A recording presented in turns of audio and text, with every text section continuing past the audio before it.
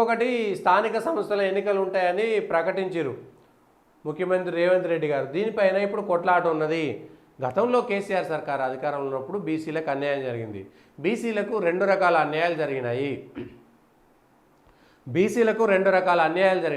ఒకటి, సహజంగా వాళ్ళకు రావాల్సినటువంటి కోటాలో కేవలం 23% తగ్గించంటే కోర్టు తీర్పు ఉంది. 50% ఎక్కువ కంటే రిజర్వేషన్ ఉండకూడదు. ఎస్సీ ఎస్టీలకు జనాభా దామాషా ప్రకారం వాళ్లకు రిజర్వేషన్ ఇవ్వాలి కాబట్టి వాళ్ళకి రిజర్వేషన్ ఇచ్చిర్రు, బాగానే ఉంది. కానీ మహారాష్ట్రలో కానీ మధ్యప్రదేశ్లో కానీ స్థానిక సంస్థలకు సంబంధించి సుప్రీంకోర్టుకి వెళ్ళి బీసీలకు న్యాయం జరిగే విధంగా కనీసం ఆ 27% 30% రిజర్వేషన్లు బీసీలకు వచ్చే విధంగా చేయండి. అది రాకపోతే 23%కే బీసీలకు వెళ్ళిపోయి బీఆర్ఎస్ సర్కారు 2018లో పంచాయతీరాజ్ చట్టంలో పలు సవరణలు తెచ్చింది. అందులో బీసీ రిజర్వేషన్లను 34% నుంచి 23%కు తగ్గించింది. ఆ విధానంలోనే 2019లో స్థానిక ఎన్నికలు నిర్వహించింది. 23% అంటే 34 నుంచి 23%, 7/4 11% తగ్గింది. బీసీలు 11% నష్టపోయారు. బీసీలు 11% నష్టపోయారు. ఆ 23%లో కూడా మళ్ళీ ఈ ముస్లింలకు ఇచ్చినటువంటి 4% రిజర్వేషన్ ఉండడంతో మళ్ళీ ఇంకో 4% తగ్గిపోయారు. అంటే 15% మీకు హైదరాబాద్లో ఉండేటువంటి కార్పొరేటర్లలో బీసీ సర్టిఫికేట్ మీద అనేక మంది ముస్లింలు ఇవాళ బీసీల పొట్టగొట్టేసి వాళ్ళు స్థానికంగా ఉండాల్సినటువంటి వాళ్ళు ఎంపీటీసీలు, సర్పంచ్లు, జెడ్పీటీసీలు, కౌన్సిలర్లు, కార్పొరేటర్లు, వార్డు మెంబర్లు ఇవాళ బీసీల స్థానంలో ముస్లింలు అయిపోయారు. వాళ్ళకి ఆ హక్కు లేదు రాజ్యాంగపరంగా. కానీ చేసినటువంటి మోసం దగా బీసీలు ఇప్పటికైనా ఆలోచించాలి. మేము సెక్యులరిస్టులము అంటే మీ దగ్గరికి వస్తాయి, సాపకెందుకు నీరు వచ్చినట్టు వస్తుంది. రేపు పొద్దుగాల సాపగుం చేస్తే బీసీలంతా ఏడికి పోతారో తెలియదు. బీసీలకే పొట్టగొడుతున్నారు. బీసీ సంఘాలకేమో సిగ్గులు లేవు. బీసీ సంఘాలు కేవలం వాళ్ళ రాజకీయ స్వార్థాల కోసం ఆలోచిస్తాయి. నోట్ల మాట రాదు. 4% రిజర్వేషన్లు ముస్లింల కోసం పట్టకపోతే నోట్ల మాట రాదు బీసీ సంఘాలకు. ఇప్పుడు కులగణన అనేటువంటిది ఒకటి వచ్చింది. రాష్ట్రాలకు లేని రిజర్వేషన్ల పెంపు అధికారము.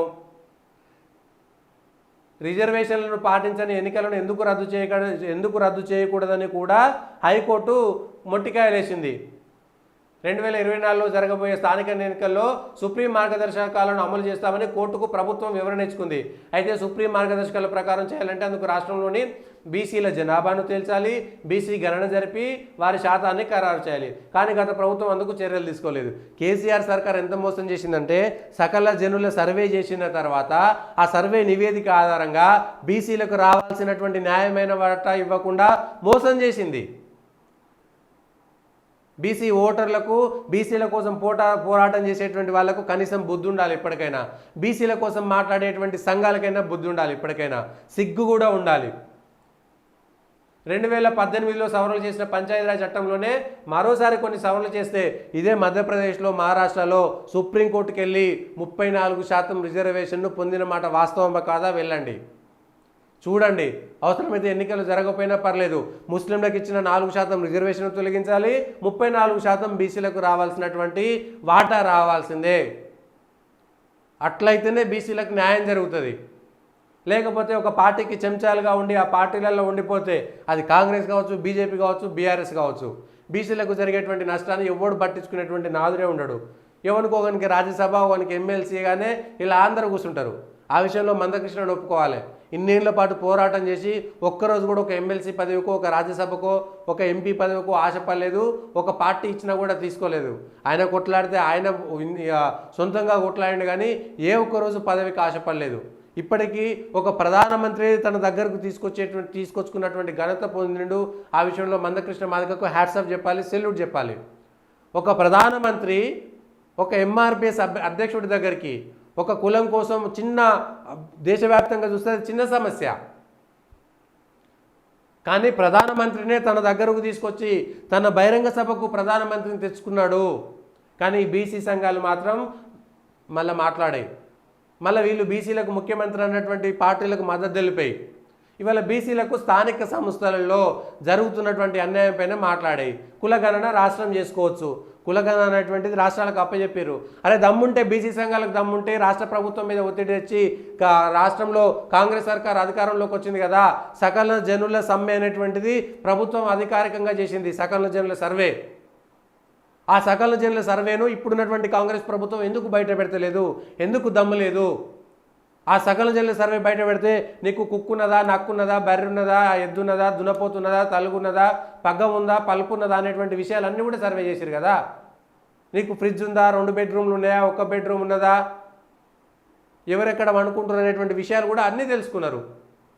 నీకున్న వ్యవసాయ భూమి ఏంది, ఇవన్నీ తెలుసుకున్నారు కదా సకల జనుల సర్వేలా. ఆ సకల జనుల సర్వేలో మనం లేకపోతే చచ్చిపోయినట్టు లెక్క అని పాపం ఎవడో సూరత్ నుంచి, బొంబాయి నుంచి, దుబాయ్ నుంచి అందరూ వచ్చారు ఆ రోజు లక్షలు లక్షలు పెట్టుకొని. ఆ సర్వే కేసీఆర్ బయట పెట్టలేదు, ధైర్యం చేయలేకపోయిండు, అది రాజకీయానికి వాడుకున్నాడు. ఇవాళ కాంగ్రెస్ సర్కారు దానిపైన ఎందుకు పెట్టలేదు? ఇక్కడ నష్టపోయింది ఎవరు అంటే, నష్టపోయింది ఎవరు? మళ్ళీ బీసీలే నష్టపోయారు. ఈ బీసీలకు సిగ్గు లేకుండా మళ్ళీ ఈ పార్టీ ఆ పార్టీ ఆ పార్టీ అంటారు. కానీ బీసీలకు ఇట్లా 34% రిజర్వేషన్లలో 23% కుదించబడింది. ఇది టీఆర్ఎస్ సర్కారు చేసినటువంటి మోసం, గత ప్రభుత్వం చేసినటువంటి మోసం. తద్వారా వందలాది మంది పాపం సర్పంచులు కావాల్సిన బిడ్డలు, ఎంపీటీసీలో, జెడ్పీటీసీలో, కార్పొరేటర్లో, కౌన్సిలర్లో కావాల్సినటువంటి బిడ్డలంతా కూడా రాజకీయంగా వెనుకబడిపోయినరు. దానికి కారణం ఎవరు? అట్లనే 4% ముస్లింలకు ఇచ్చినటువంటి రిజర్వేషన్ వల్ల, ముస్లింలు బీసీల దాంట్లోకి రావడం వల్ల అట్లా కూడా సగం మంది, అట్లా కూడా 4% మంది బీసీ బిడ్డలు ఇవాళ వెనుక వేరు. మరి ఆలోచించాలి, ఇప్పటికైనా ఆలోచించాలి. ఎవరు దీనికి మద్దతు ఇస్తున్నారు, ఎవరు వ్యతిరేకిస్తున్నారు అనేటువంటి అంశం పైన మద్దతు ఇవ్వాలి. సుప్రీంకోర్టుకు పోవాలి, అవసరమైతే ఎన్నికల 6 నెలలు ఆలస్యమైనా పర్వాలేదు, కానీ రావాల్సినటువంటి వాటా వచ్చేదాకా కొట్లాడేటువంటి ప్రయత్నం చేయాలి. జూన్లో జరగకపోతే వచ్చేటువంటి ప్రమాదం ఏం లేదు. జూన్లో కాకపోతే జూలైలో వస్తుంది. రాష్ట్ర సర్కారు తల వంచాలి, మెడలు వంచాలి, మొట్టికాయలు ఇవ్వాలి, కోర్టుకు, సుప్రీంకోర్టుకు దాకా పోయి దాన్ని కొట్లాడుకొని కావాల్సినంత రిజర్వేషన్ తెచ్చుకోవాల్సిందే. బీసీలకు ఎవరు అన్యాయం చేసిరు? ఇగో ఇది ఓడడం కోసం ఓడిపోయే సందర్భంలో కేసీఆర్ ఎంపీ స్థానాల్లో 5 మేము బీసీలకు ఇచ్చినాం ఎంపీ స్థానాలు అన్నారు. ఓడిపోయే సందర్భంలో నువ్వు 5 ఇచ్చింది, 50 ఇచ్చింది. ఇవరు కావాల్సినటువంటి నష్టం చేసిరు కదా. 4 సర్పంచ్లు అయ్యేటోళ్ళు, 9 ఎంపీటీసీలో, జెడ్పీటీసీలో రాజకీయంగా ఎదిగేటువంటి అవకాశం వస్తుండే 4కి. అందరి పొట్టగొట్టినటువంటిది ఎవరు? బీసీ. మళ్ళీ కులాల వారీగా బీసీలలో కొట్లాటలు ఉంటాయి. నాది ఆ కులం, వీడొక్కడే వస్తాడు, వాడొక్కడే వస్తాడని ఎదిగటోని వెనకకెళ్ళి కులాల చిచ్చు పెడతారు వీళ్ళు, వాళ్ళు మంట కాగుతారు, అయిపోతుంది. దాన్ని కూడా ఆలోచించాల్సినటువంటి అవసరం ఉన్నది.